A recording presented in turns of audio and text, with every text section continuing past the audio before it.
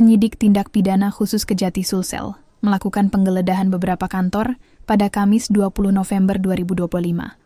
Berdasarkan pantauan, kantor yang digeledah yakni kantor rekanan di Kabupaten Goa, kemudian kantor Dinas Tanaman Pangan, Hortikultura dan Perkebunan Sulsel. Selanjutnya ke kantor Badan Keuangan dan Aset Daerah Provinsi Sulsel.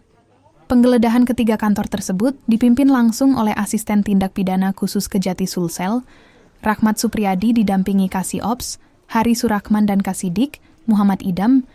Penggeledahan yang dilakukan Kejati Sulsel di 3 kantor tersebut dikawal ketat oleh polisi militer TNI.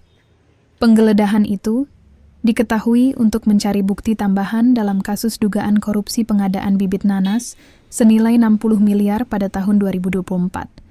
Berikut keterangan Asisten Tindak Pidana Khusus Kejati Sulsel, Rahmat Supriyadi.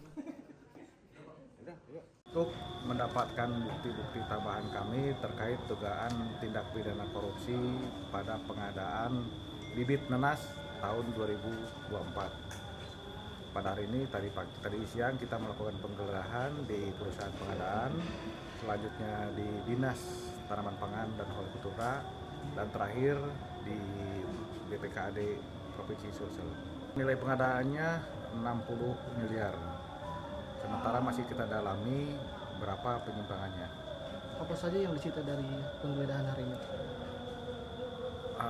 Yang disita dari sejak tadi siang sampai sore malam ini, dokumen-dokumen yang kita ambil dari pihak rekanan, dari pihak dinas satgasnya terkait, dokumen usulannya, dan dari BPKAD terkait dengan pencairan anggaran. Pak, itu rekanannya siapa ya Pak ya? PTA PTA itu di Makassar? di Goa. Di Goa.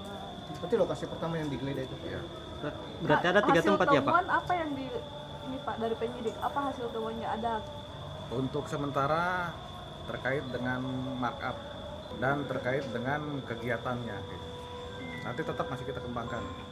Yang diperiksa dari kemarin penyelidikan udah kurang lebih 10 orang. Ya. Pak, ini dilaporkan sejak kapan ya kasusnya?